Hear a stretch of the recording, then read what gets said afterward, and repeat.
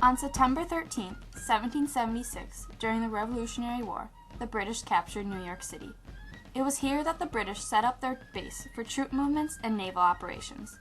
Many patriots fled the city out of fear of being caught and executed like Nathan Hale. Hale was a Patriot spy, captured by the British and hung on September 22nd, only a week after New York had been under British control. Although restrictions on entering and leaving the city were tight, General George Washington knew he needed people inside the city to gather information on the troops stationed there.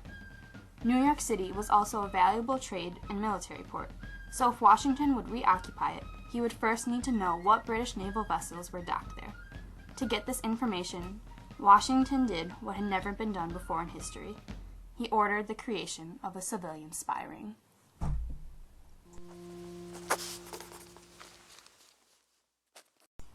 Washington gave the task of setting up the spy ring to Major Benjamin Tallmadge. Tallmadge was a young officer and graduate of Yale from the small town of Setauket, Long Island. Setauket was only a day's ride from New York City and had access to Long Island Sound, making it an ideal base for Patriot intelligence operations. In the summer of 1778, Tallmadge selected Abraham Woodall, a farmer, to be the man to enter New York City to gather information. When entering the city became too dangerous, Woodall assigned the task of collecting information to Robert Townsend, a resident of New York City and owner of a coffee shop.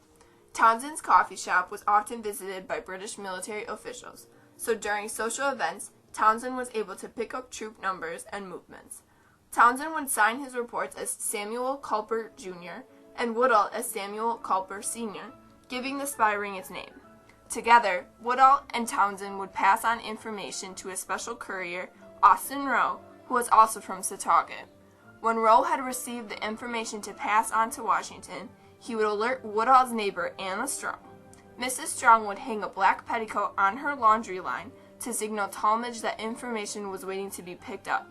Then, Caleb Brewster, a smuggler and close childhood friend of Tallmadge, would sail into Setauket, collect the information, and return to Continental Army Camp through Connecticut. The information would be passed on to Tallmadge and then personally to Washington. Through this system, information could pass from Townsend to Washington in days. In case any of the information Townsend or Woodhull wrote down was intercepted by the British, Tallmadge developed a special code in which the reports were written in. Each name, place, and word was assigned a corresponding number. General Washington was 711, Setauket was 729, Attack was 38. In total, there were 763 code words. Reports by either Townsend or Woodhull were written in a combination of both words and code numbers. This made them nearly indecipherable for the British to read, unless they had a code book. To be even more secure, the Culper ring also wrote in invisible ink. Writing between lines of already existing letters, invisible ink could only be read if a reagent, such as sodium carbonate, was rubbed onto the letter. This would reveal the true message of the letter, but without the reagent was a complete secret. One of the most notable accomplishments of the Culper spy ring is the uncovering of Continental General Benedict Arnold as a traitor. In 1780, the Culper ring intercepted correspondence between Arnold and John Andre, the head of British intelligence. The letters intercepted revealed a plan of Arnold's to give over the Army fort of West Point over to the British. West Point was especially crucial because it was on the Hudson River, and if the British were to gain control of it, the colonial forces would be split in half and the revolution would be over. When he discovered his plans had been found, Arnold fled into British territory.